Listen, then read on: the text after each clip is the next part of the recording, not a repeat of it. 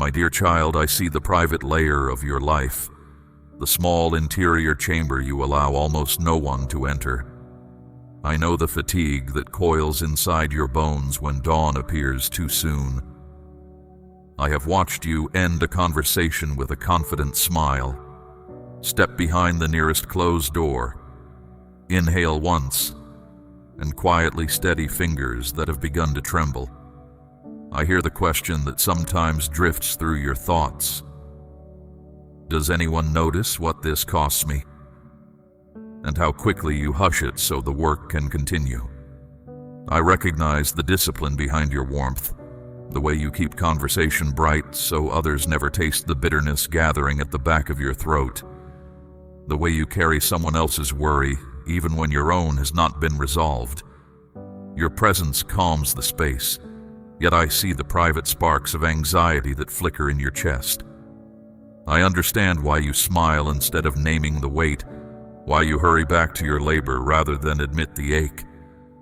Nothing in that hidden life escapes my attention. The sigh you release when the room is empty, the knot you need at the base of your neck, the late-night worries hoping for one moment of silence inside your head.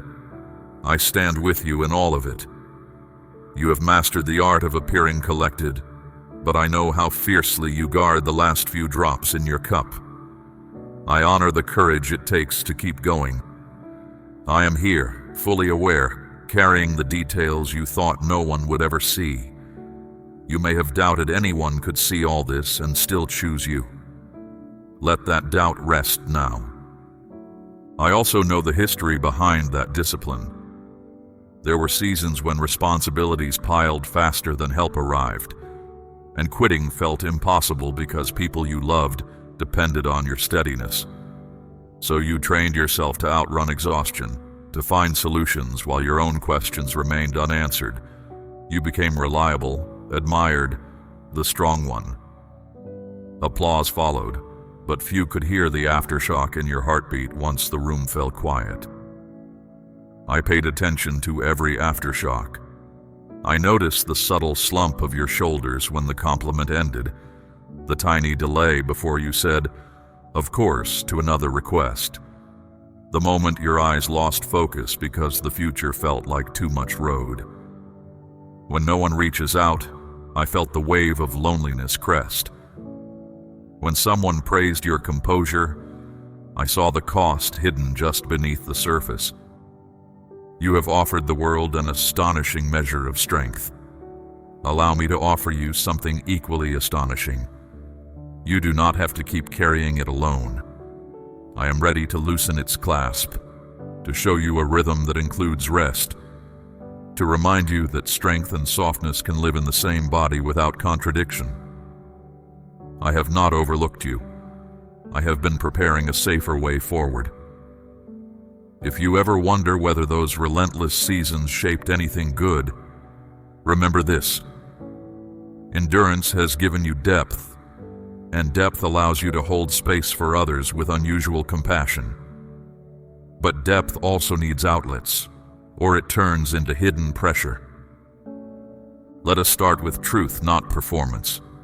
I never asked for an endless exhibition of resilience. I asked for reality, because genuine connection only grows where honesty is given space. Bring me the part of you that groans when you wake, the part that wonders if it will ever feel light again, the part that secretly envies people who can cry without apology.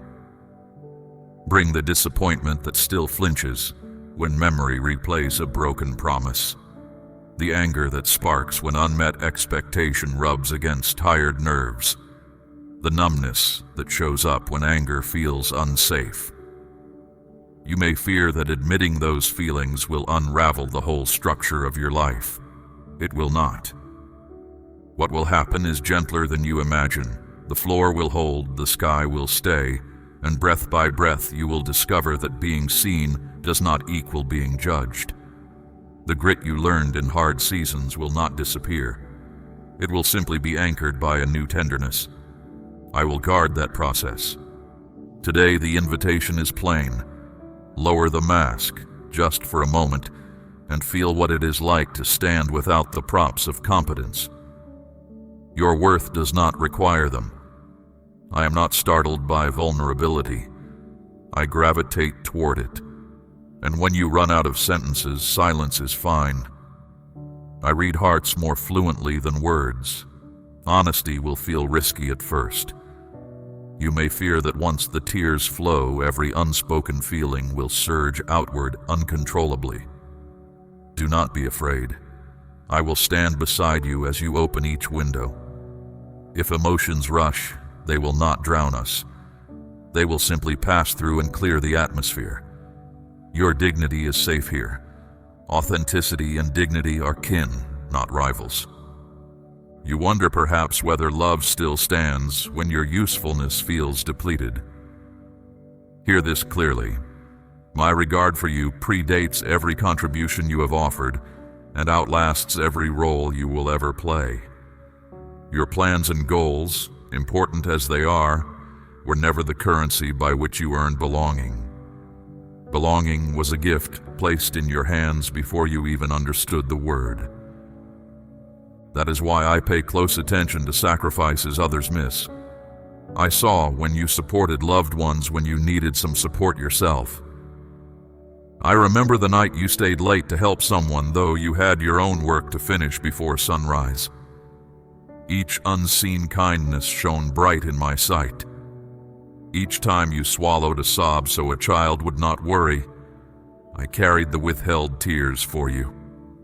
Not one act of quiet care escaped my notice. Yet I also saw the steadily rising cost. The breath that caught shallow in your chest, the joy that felt harder to summon, the shrinking margin for wonder. I did not design you for endless spending. Love sends me to cancel that debt, not demand more payment. Rest is not a reward you must earn after perfect service. It is a right that comes with being human and loved. That is why I am gently steering you away from constant self-depletion and towards sustainable generosity. Imagine a well that is regularly replenished by a spring beneath. Drawing water from that well never threatens to run it dry. I am locating that spring inside you. Once found, giving will feel like sharing overflow, not rationing scarcity. So here is the path we will walk. Restoration from the inside out. It begins, paradoxically, not with action, but with release. Imagine handing me the heavy ledger you keep in your mind. Every obligation, every grief that never found a listener, every unfinished question about the future. I will not lose a single line. While I hold the ledger, unclench your fists. Notice how your shoulders settle when they no longer brace for impact. Listen for the first quiet sigh of relief rising from the center of your being. Restoration will not erase your memories. It will untangle them. Painful chapters will not rule the storyline anymore. They will become pages that turn instead of chains that bind. As your inner life heals, your outer life will adjust naturally. Conversations will carry more truth. Rest will feel feasible. Laughter will not need permission. Labor will flow out of wholeness instead of compensating for lack. This is not theoretical. It is a practical rearranging of how you move through normal hours. I will teach you to notice early signs of depletion and to choose rest before collapse. I will replace the old narrative, hold everything together or everything falls apart, with a truer one, held, you can let go. Along the way, you will learn the art of asking for help before crisis dictates the terms. Assistance may arrive from unexpected sources. Say yes without apology. Receiving does not diminish giving. It completes the circle. Each time you allow someone to support you, you demonstrate that love in not one way.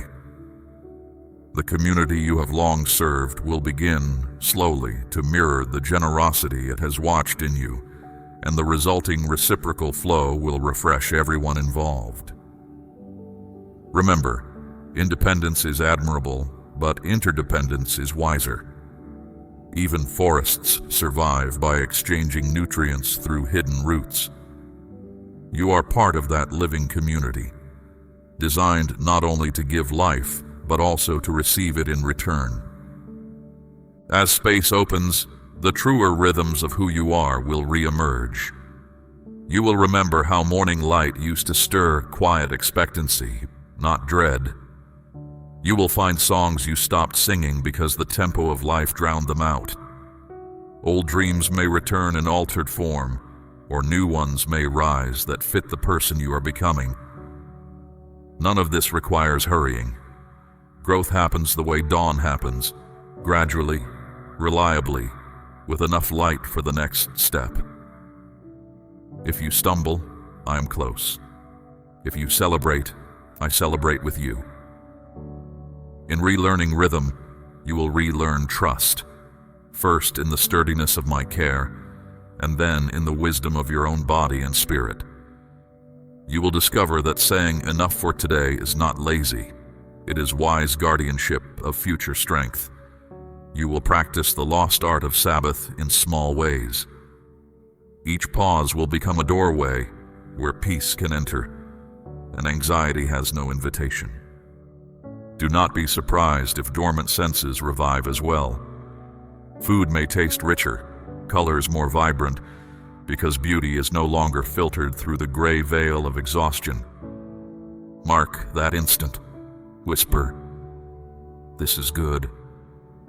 Blessing the ordinary is a quiet rebellion against the narrative of relentless shortage. You will also meet unfamiliar discomforts. Guilt may accuse you of laziness when you pause.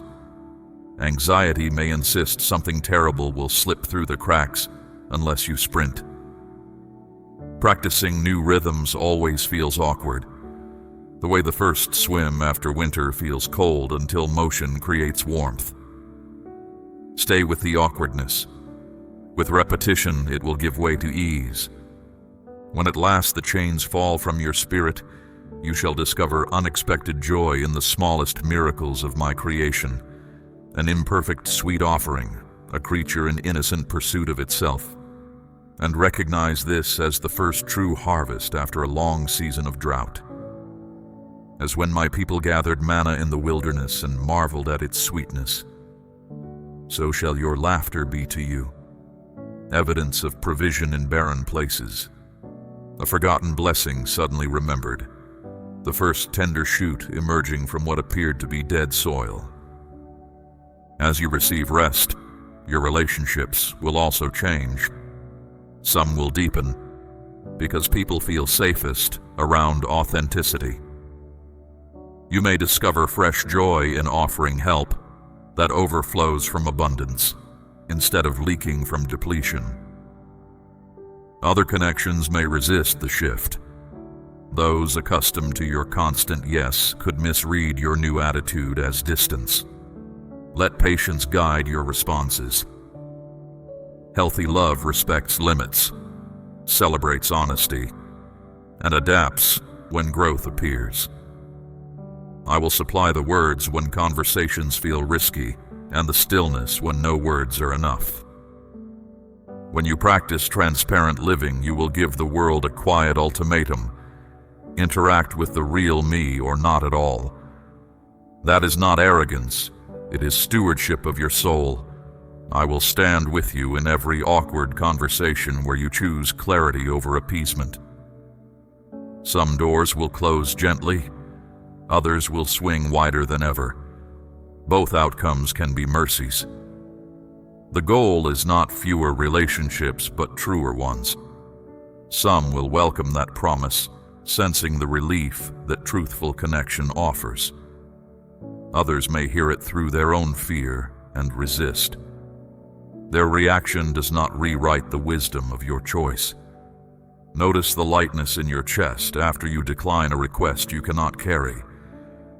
The first no may sound tentative, the second firmer, the third almost musical. Soon each answer, yes or no, will rise from discernment instead of reflex. Keep an eye on your motives. The goal is not self-protection as a permanent posture, but stewardship of limited resources, so that love can flow sustainably. I have established sacred thresholds throughout all creation. When I divided the waters above from the waters below, I created holy order from formless void. When I set the shore against the sea, I declared, "Thus far shall you come and no farther." My child, the vessel of your spirit was not crafted to be endlessly poured out. The temple of your being requires walls and gates, not to isolate, but to consecrate. Your yes holds worth only when given freely, not when compelled by guilt or fear. Your mercy flows with greater purpose when channeled through wisdom rather than spilled without discernment.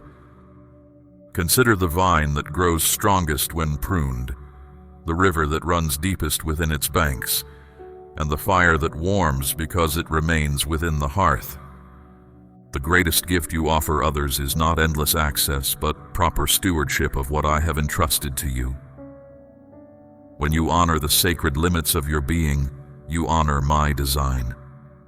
Remember, the garden of your life needs both generous paths for welcome and hedges of protection.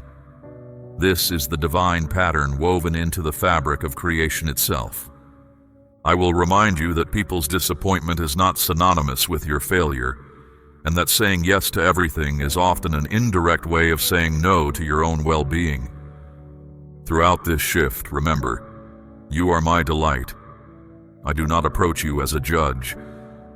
I approach like water reaches dry ground, naturally, persistently, seeking every cracked place so life can spring.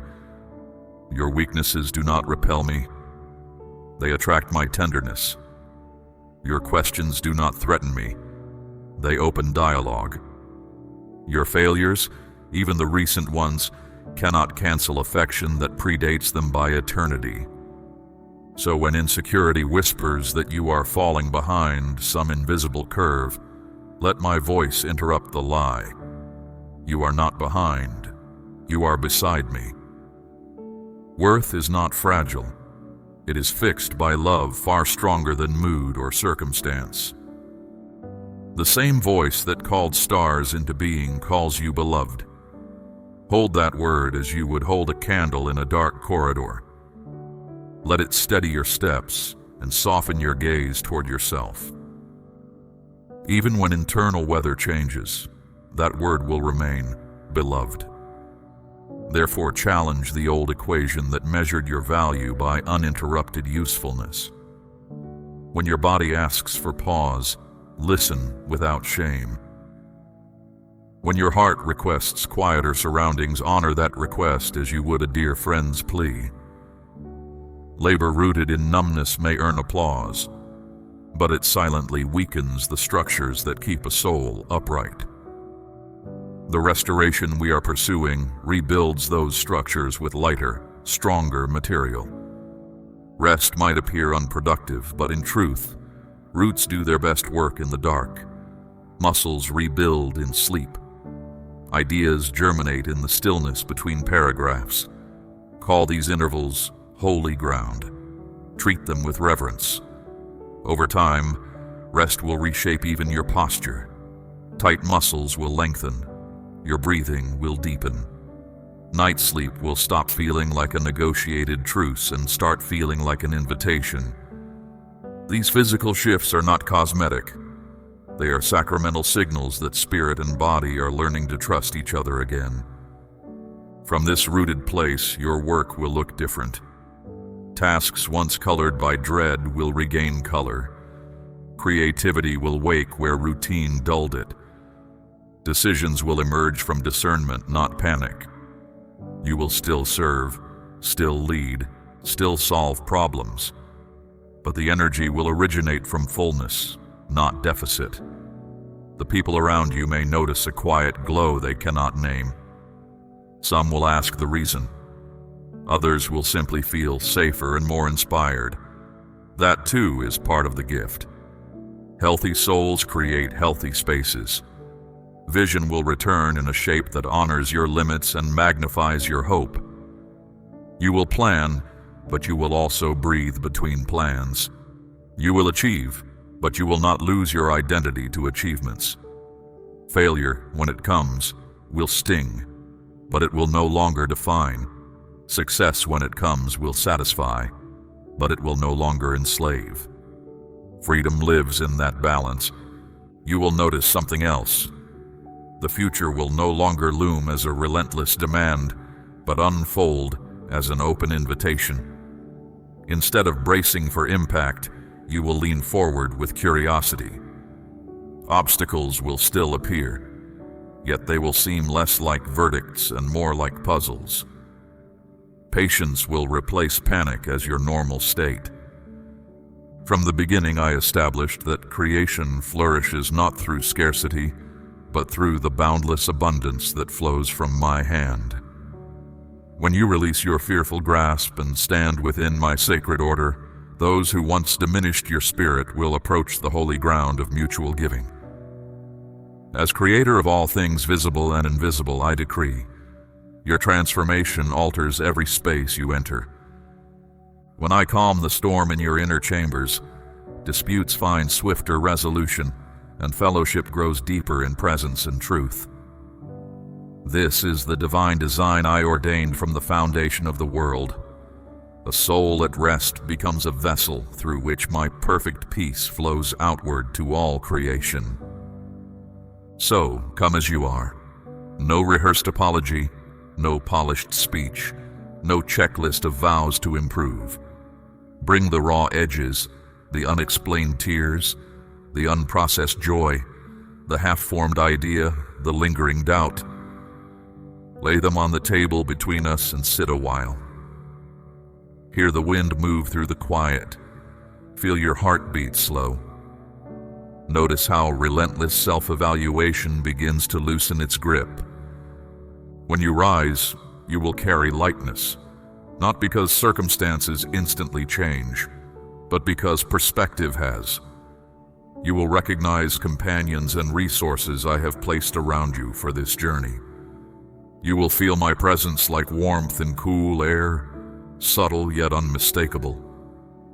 And you will remember, when the next demand surfaces, that help is a prayer away, rest is a birthright, and love is a permanent address. This is our covenant. I will keep reminding you who you are, and you will keep practicing belief until believing feels native again. Step into the next hour with that assurance. I am here.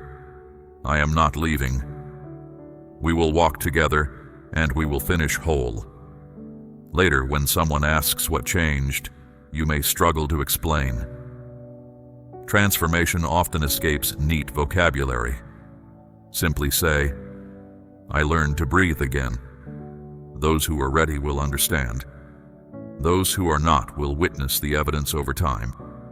Remember, this journey is not finished in a single conversation. Return here whenever the old hurry tries to reclaim territory. The door remains unlocked. The chair remains pulled out. The welcome remains unconditional. Seasons will cycle as they always do. Spring daring, summer momentum, autumn evaluation, winter quiet. But you will navigate them from interior steadiness instead of seasonal panic. If sorrow visits, it will find room at your table, yet no longer claim the head seat. If celebration arrives, you will dance without fear that joy will vanish the moment you look away. This is the cadence of a liberated heart, and it is yours to keep. Amen.